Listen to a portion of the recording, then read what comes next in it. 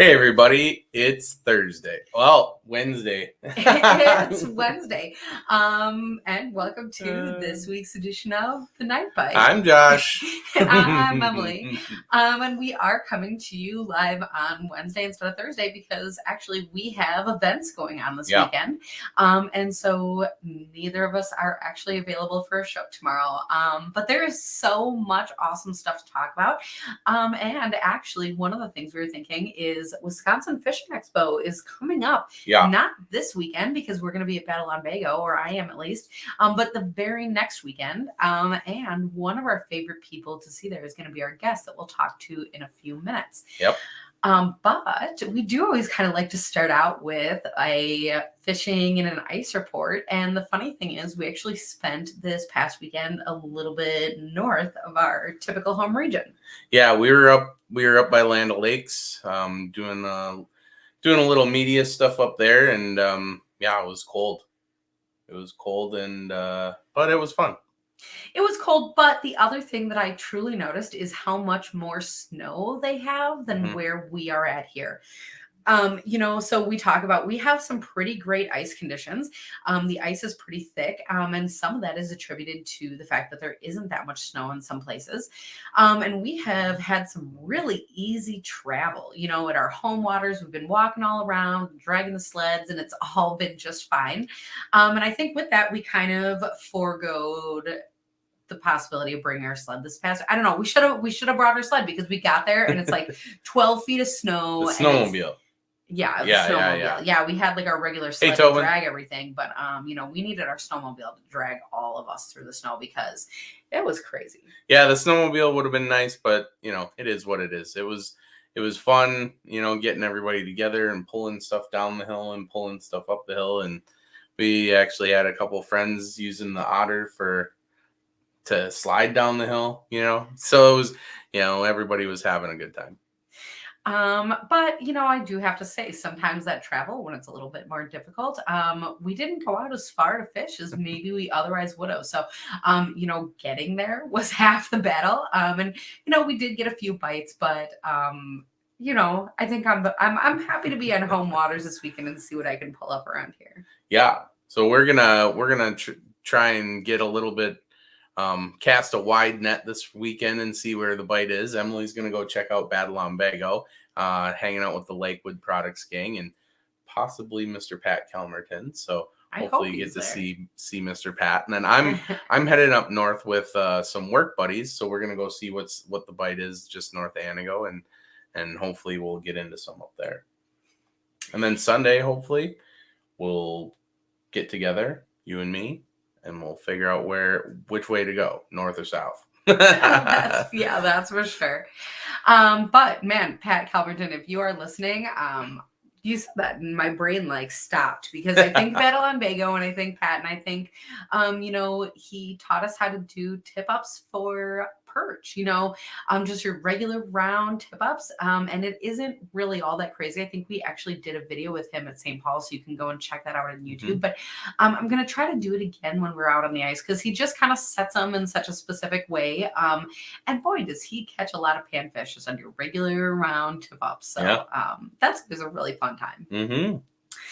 Cool. So speaking of Winnebago, let's bring in somebody who knows that area pretty well. Welcome to the show, Greg Karch. Hey, Greg.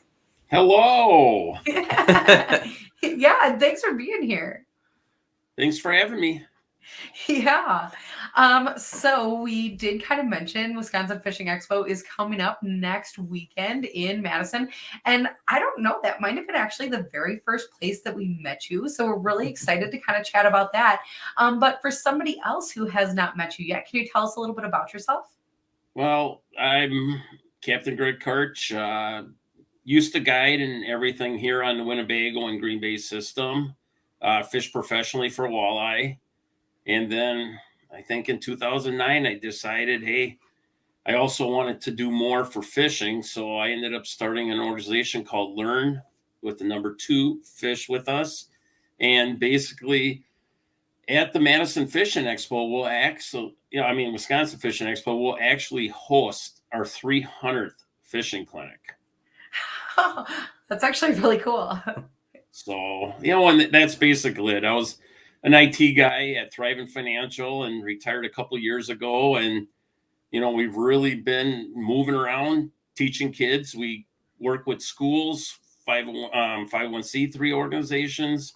So we work Boys and Girl Scout, Discovery World, Cub and Girl Scouts. We get all around. And this past year we were in New York, Michigan, Minnesota, Nebraska. So they got to see our program. And, our main mission is to be able to educate them on the skills and equipment needed to begin fishing. And then we're also going to be bringing in an advanced fishing basic seminar, because really the Wisconsin Fishing Expo said, you've taught all these kids for the last 10 years at our show. What about taking it to the next level for all these kids that have come there? And we said, sure. So we'll teach them, about bait casters, how to troll, what equipment's needed, different types of jigging, the jigs that we use and why do we use those jigs, how we use graphs, how do you interpret a fish mark on a graph, and so much more. So it is going to be so informationally packed. And then we got our fishing basics seminar, where basically we're going to talk about safety while fishing, how to use a spin cast spinning combo, how to cast accurately and safely, fish identification, how to tie a Palomar and clinch knot, live and artificial bait. So all this stuff, but everything there is going to be all done on hands-on. So we'll work with kids in the audience to come up, and that way we can show them that, hey, somebody their age, they can do all this if you just do it. And so that's a cool thing. So our mission is really to educate them. And then, some of our events will actually take the kids fishing right after we educate them.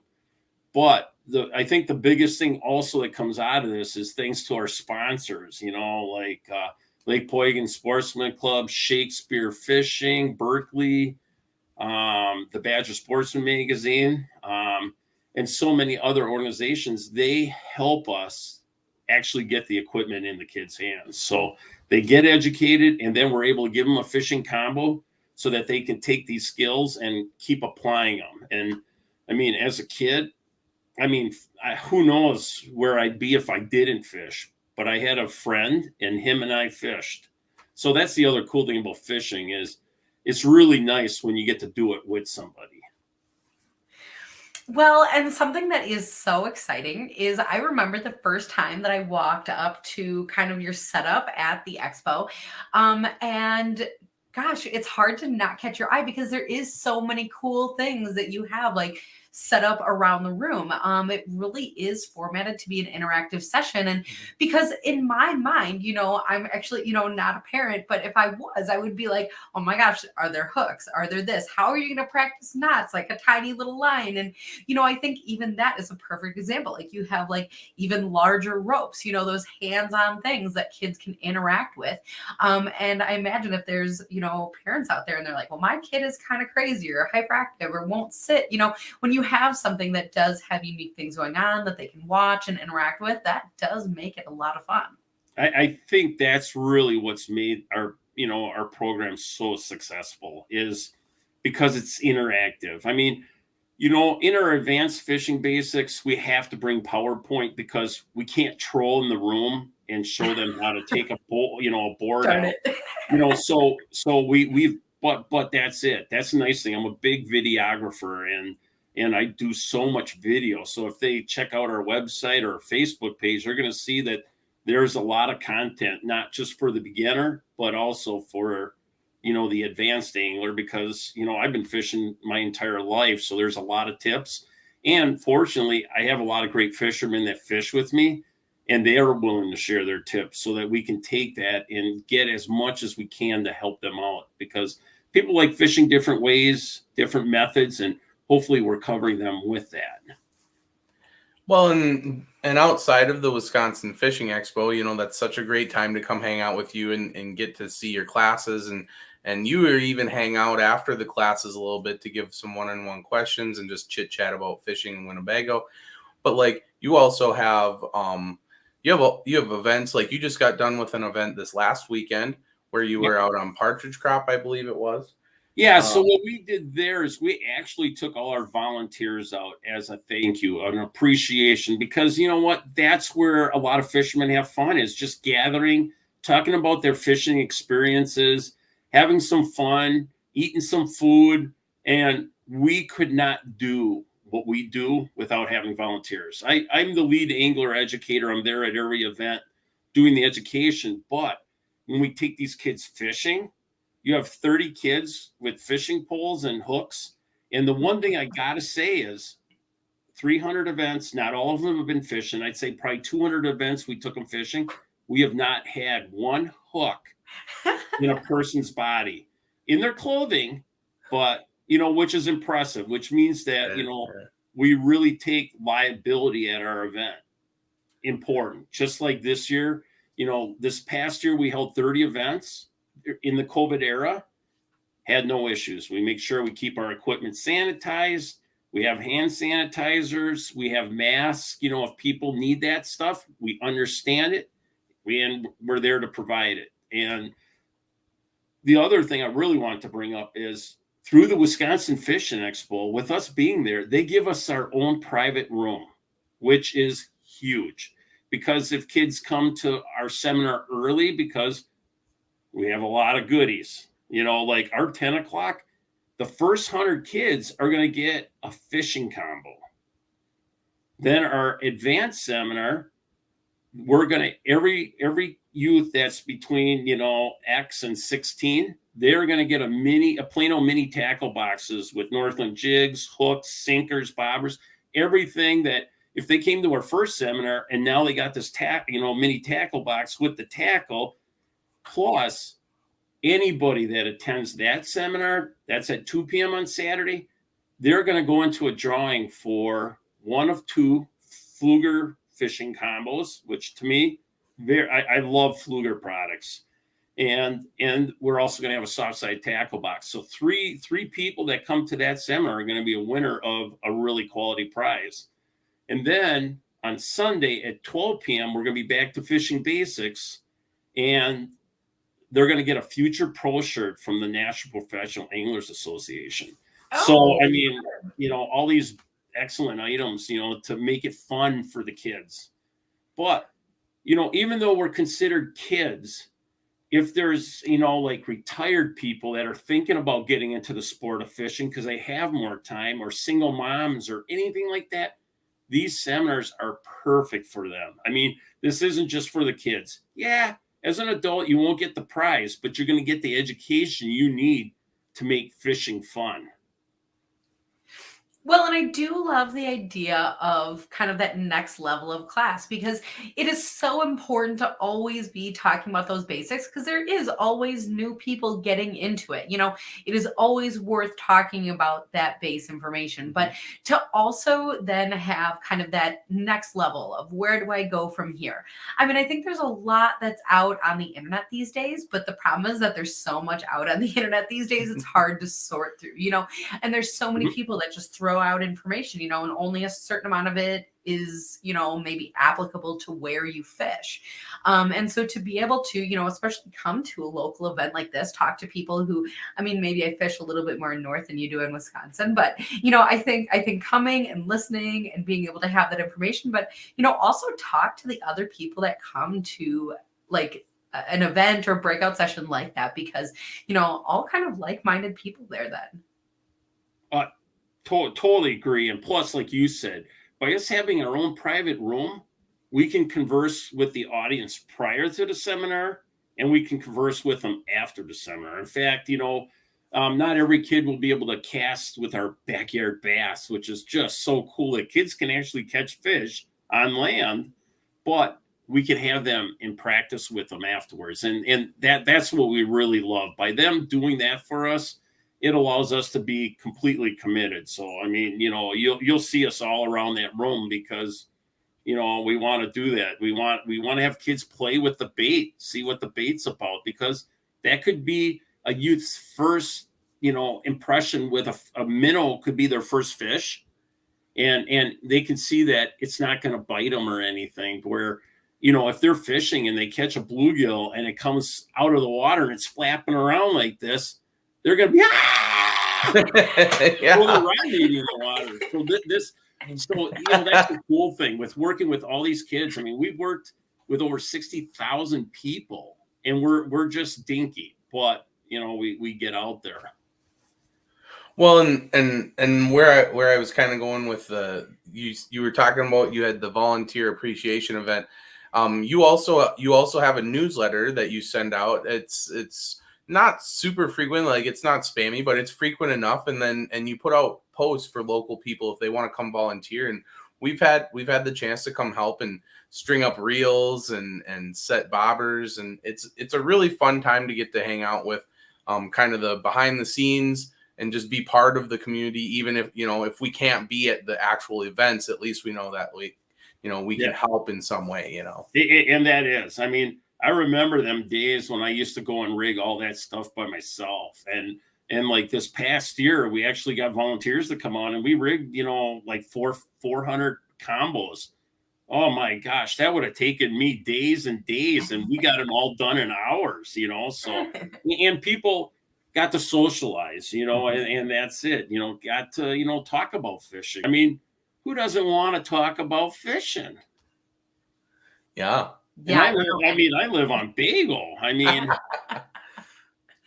yeah, next time I'm bringing my own fishing rod. Well, yeah, see, that is it. You can fish right in the backyard, So I have to ask then, how has fishing been for you lately? Well, we're just coming off fishing for burbot. And we were actually getting, this year actually got a couple that went 5.5 pounds. I mean, we got some tanks. I mean, so, a lot of people don't like to fish it. You have very little time to fish it and know where it is. And it's very secretive. Mm-hmm. I mean, I can say that people just don't talk. You see all the pictures I post. Did you see any pictures of burbot? No. So, but it is. I mean, burbot. Oh, they're pain to clean, but once you get them cleaned, I deep fry them and then dip them in butter. Oh, delicious. But perch fishing's been really good. I mean, they're catching some monsters out there, 1.5 pound perch, in the Winnebago system. So, and I've talked to a lot of like DNR people, and they're really thinking that this is, with everything going on, that Bagel is going to become a perch capital. Okay. That they really think, that's going to take place. I mean, our walleye fishery, yeah, there's fish in the system, but some concerns are there, especially with how much I fish. I've kept one walleye out of Lake Winnebago this year. That's it. I throw them all back. There's just not a lot of 20 inchers. And really, we need 23s to really get good spawns. There's 18 inchers, but those are still really young females. So we're just hoping that, there is a lot of rain to come, because, I don't know if we're going to get the snow that we really need to raise the water levels. The water levels are very low out here. I mean, partridge crop, we were up there ice fishing. You see the bass we took out of there? Yeah. I think this is the most, our fishing clinics this year, we had 3 bass this year that were caught that were over, or 4 bass that were over 4 or 5 pounds. Wow. You should have seen the kids' faces with that. And, and one of our volunteers brought his kids, and he was the one that caught it. One that doesn't really fish much. So he didn't really know, but his brother knew how big that was. But it was slow up there, and the big reason was the water levels are way down. We fished some areas in there. It was a little cloudy. We picked a little bit clearer water, but I mean, there's a lot of ice, like you said, out there. I mean, today we were on Poigan. I mean, there's some areas 24 inches, but talk about that. A crack just opened up at 4:30 this afternoon. So, I mean, so going to have to be really safe with the winds picking up. I mean, that ice is moving around. There was a bridge that got, that got shifted down at Wentz. So hard to believe, a lot of action going on out there. There's some big cracks too. People really got to think about, trying to cross without a bridge. You know, that is really all such great information, especially Mm. because right now, I mean, there's people out there that were spearing sturgeon. You know, they might not always be out there.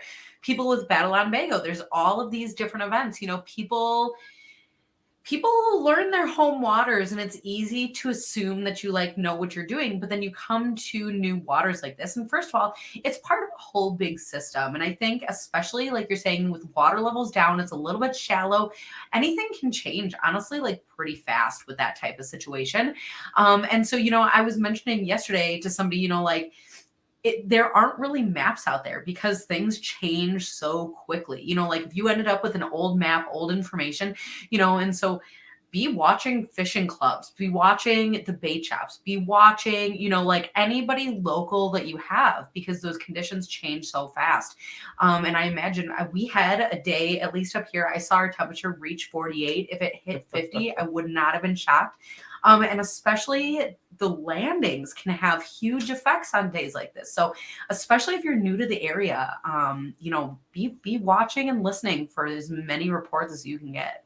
Yeah, and that wind this weekend is supposed to pop up too. So like, When that's the big thing is what, especially when you have that thick of ice, those that wind really moves that around, especially when the cracks are already there like they are.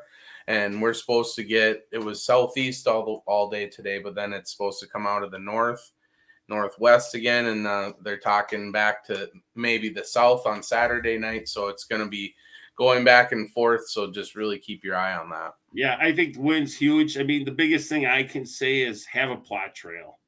I mean, we were fishing these fish in the dark. So plot trails, I mean, nice thing is you can use Navionics, you can use Onyx. I mean, you can use any app or a hand GPS. There's so many different ways now with your phone that you can track how you got on, how you get off. Because I'll tell you, you know, if you're fishing in the dark, you better have a plot trail, because you got to watch out for the sturgeon shacks that have been moved. I mean, Poigan, there's a lot of shack, you know, a lot of openings, because everybody, you know, with that closing, everybody's moved their shacks out of there. So there's a lot of openings there. And like people have said, that ice is slick. I mean, once she cools back down, I mean, I saw somebody when we were out fishing, didn't realize, and almost hit another vehicle because he was sliding. He thought he was going to stop, and that vehicle just kept sliding. So, you know, just be really careful out there. That is a good point, I guess, especially for driving.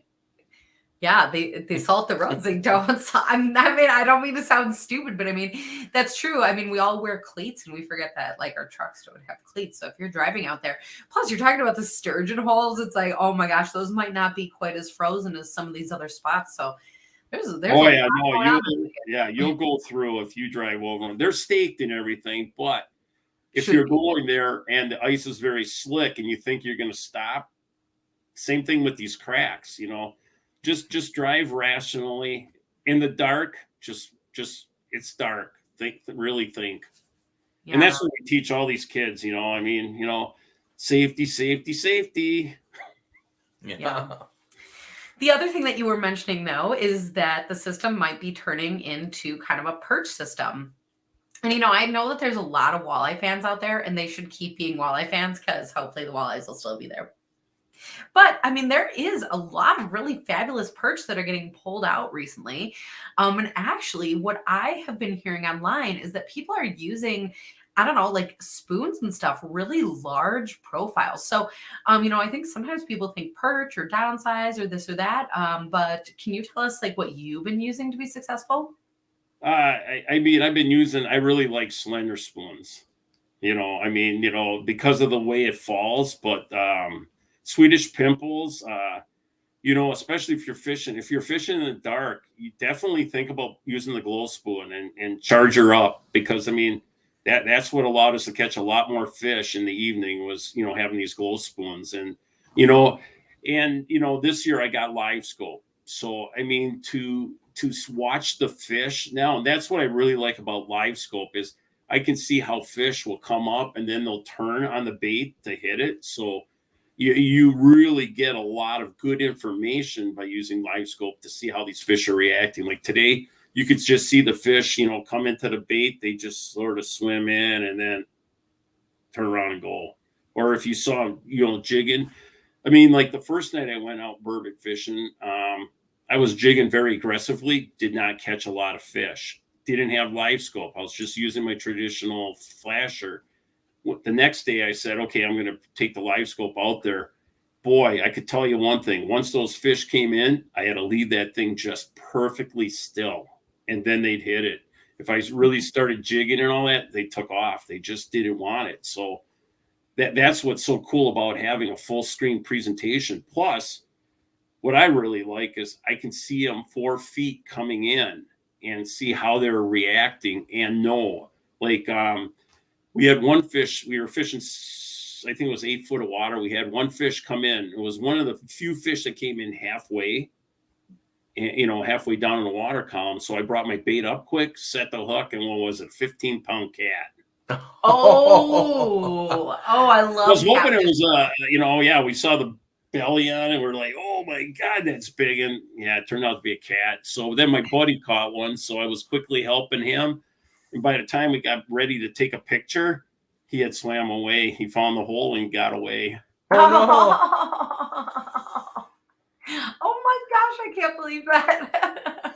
Well, that's it. I tell you, just using live scope for the amount I've done it in deep water. I've gone to new lakes that I've never fished this year with it, and oh my God, so much learnings. And to be able to use like today, last couple of times I've gone out, we've just drilled 3 holes, and one hole in the middle is where live scope goes. That way you don't have to worry, because the first time I used it was on Poigan, and I lost about a 5-pound walleye because it got all wrapped up in the transducer. So now I always drill a second hole for that. But to be able to have, 4 to 5 foot holes separated, and to be able to fish and see everybody's bait on there, like it just happened to be great today because my buddy found out that his battery was dead. Oh. So I just jumped in the truck with him because, my truck, it's got big walleyes on it and everything. So it's really not a good truck to be. I don't ever like to be on the ice with it. So. Yeah, for anybody who has not seen that truck, it has like this, honestly, it's a beautiful wrap. Like it's really awesome. And it has your logo all over it. It's great. But yeah, there is nothing like secret about it. The one thing that would be cool, and we tried, is to put a tail on the back and have like a tail as you're driving. It looks like you're swimming. Yeah. Oh my gosh, that would be so awesome. Yeah. Well, the kids would love it when we come into the schools and everything. Oh, that would be. But that's really the reason the truck is wrapped, to get these kids all excited when we get there to want to learn about fishing. And that's it. I mean, this year, my most memorable fishing clinic was with the Boys and Girls Club of Greater Milwaukee. So these were inner city kids. They don't know about fishing. Where if you go to schools up here, over half the kids have fished before. But going down there, you could just see all the smiles on the fish and all the excitement, especially when the kids caught a fish, because we were fishing down at Pewaukee Lake.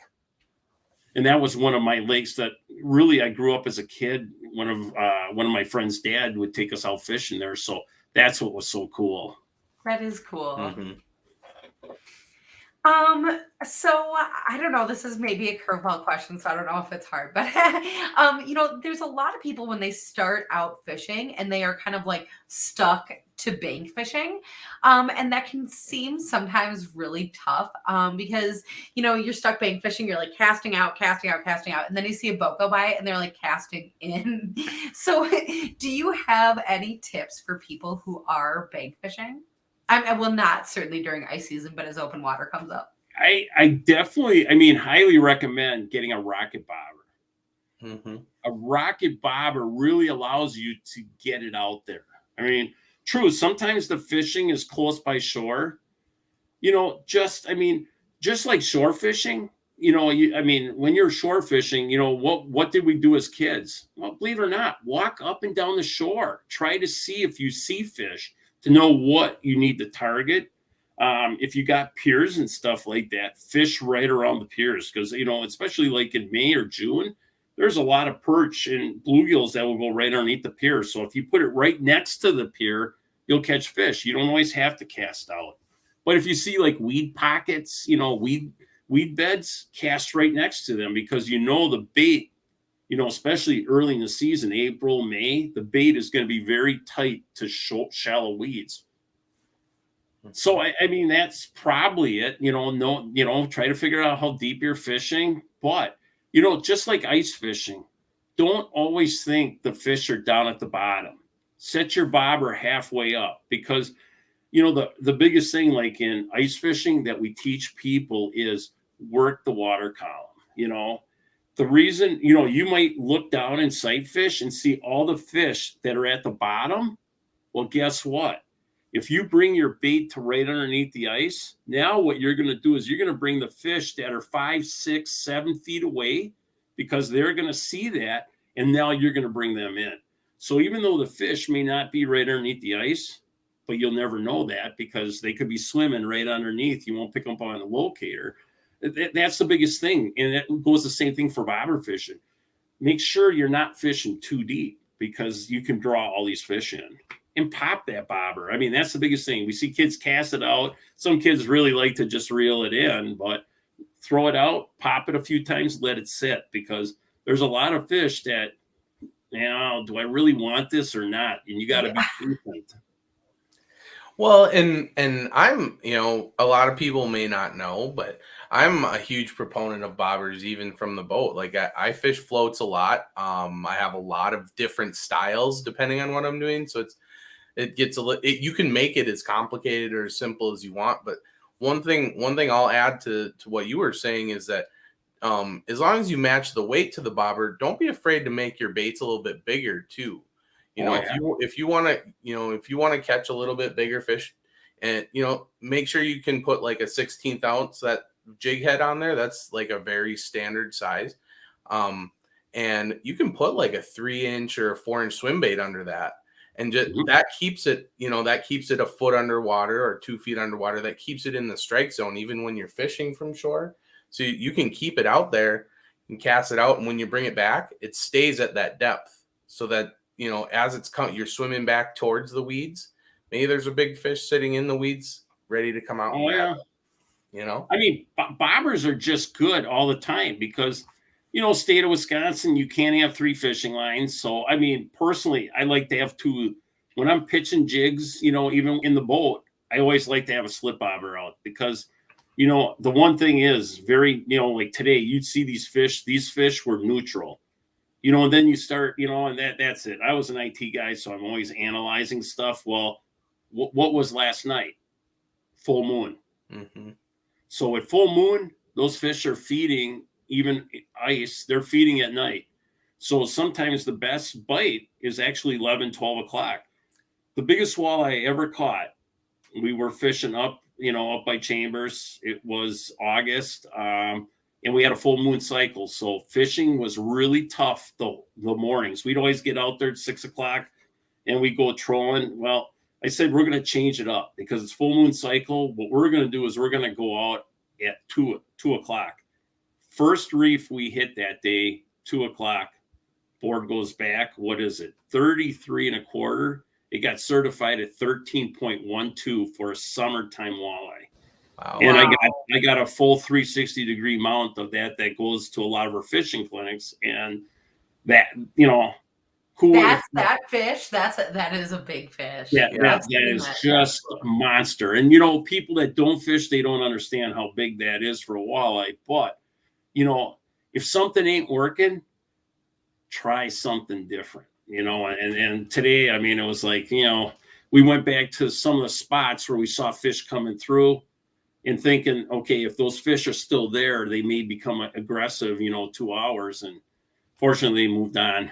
That's the one thing, here in an hour, gone in 2, I mean, they move in these big reservoirs. They just, constantly are moving.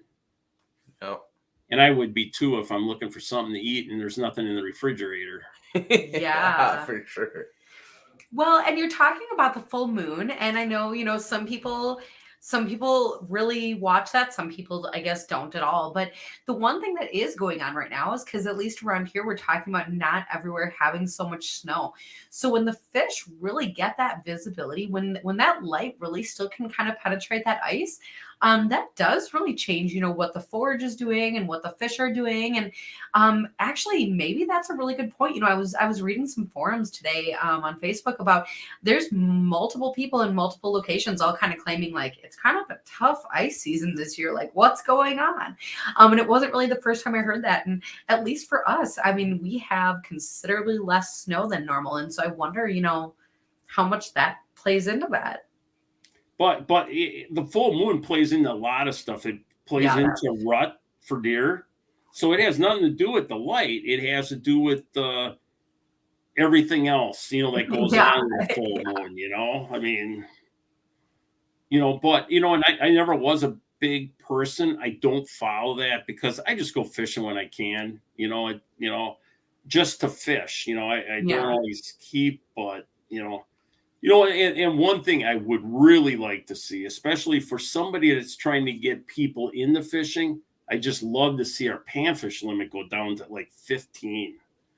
Protect these panfish because you think about technology and stuff like that. I mean, there's just so much stuff that goes out there and puts, so much pressure on it besides fishermen. And it's like, especially, new people getting in, panfish is such a target, for them to go after, especially from shore.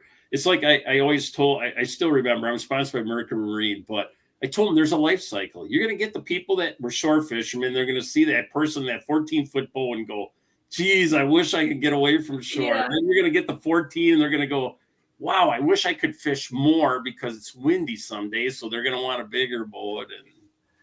And I fish with a big boat. I got a big lift. So I do fish with a big boat and all this big water. But you'll see me on Wisconsin Dells. You'll see me there with my 16-foot boat. You'll see me fishing the Madison chain. That's one thing for me. I may live on Bagel, and with my wife retiring, a couple weeks ago, you'll see me back up to Rainbow Flowage, and we'll be really moving around. I mean, this last week I actually won a Honda generator, which is what I was looking for, and I actually won it at a fishery. So.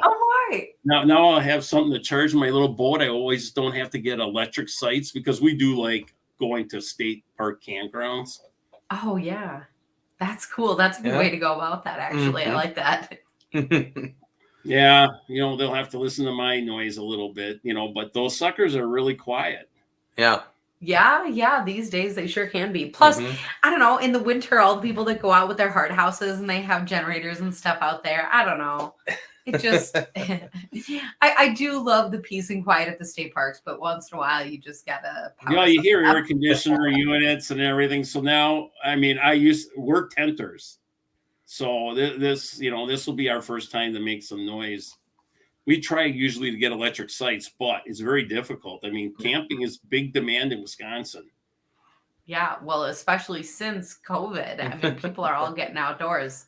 Camping, fishing, all of it. Yeah. And that's how you're making a presence on social media. I mean, it was funny because we were at Peninsula State Park. I was just checking what the winds were and stuff like that. And they must have seen the truck because they go, hey, yeah, I was watching your video on how to make our own crawler harnesses. And I was nice. Yeah, that's awesome. It is, and that's it, just sharing your knowledge, and trying to help others that, Yeah, that's for sure. And then I guess I got to ask, because we've referred to this a few times, but are you actually fishing Battle on Bago this weekend? I am not. Okay. I'm going to be staying off, now that I'm retired, before my wife was working, so I still had fish weekends.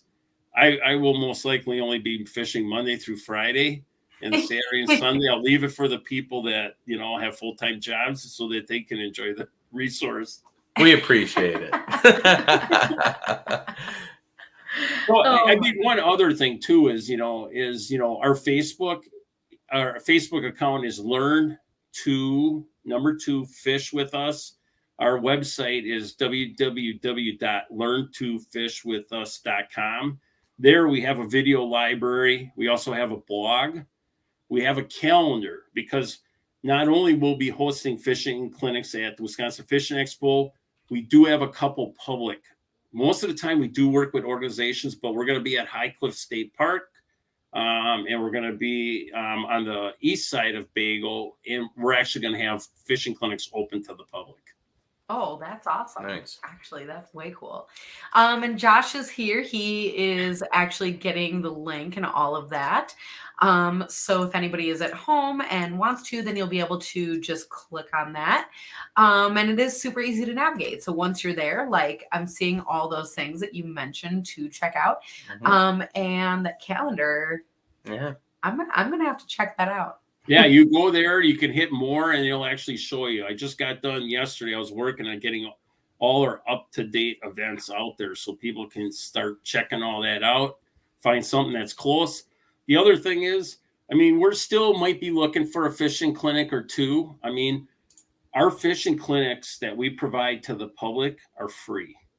I mean, we don't charge a dime. We work on getting all our sponsors, which we talked about. They help support what we do and to get it to you.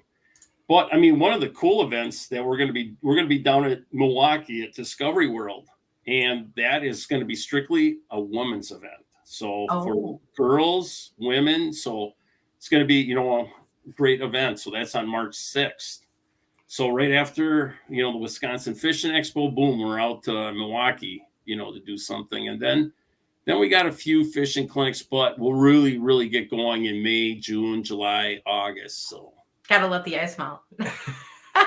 Yeah, we did a fishing clinic last week for Cub Scouts for ice fishing, and they're actually going to go ice fishing this Sunday. That's so fun. Oh my gosh. Yeah. That's awesome. Well, it looks like quite a few people are going to go and check out that website because there's a lot of great stuff there. Yeah, definitely. And you had also shared your other social media, so YouTube and Facebook and all of that. So that's really great. And otherwise, I'm looking forward to, meeting up with you at the expo and talking a little bit then. And I guess seeing some of the other events that you have coming up, because that's going to be a whole lot of fun.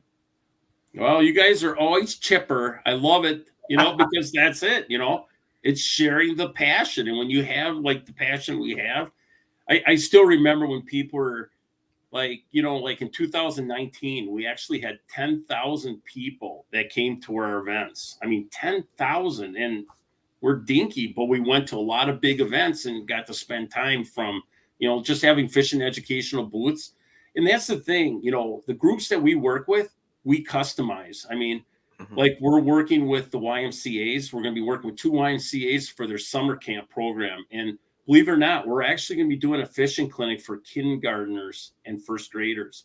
It will not be our standard fishing basics program, but we want to get them involved in the fishing. So we're going to have them draw fish from our fish identification.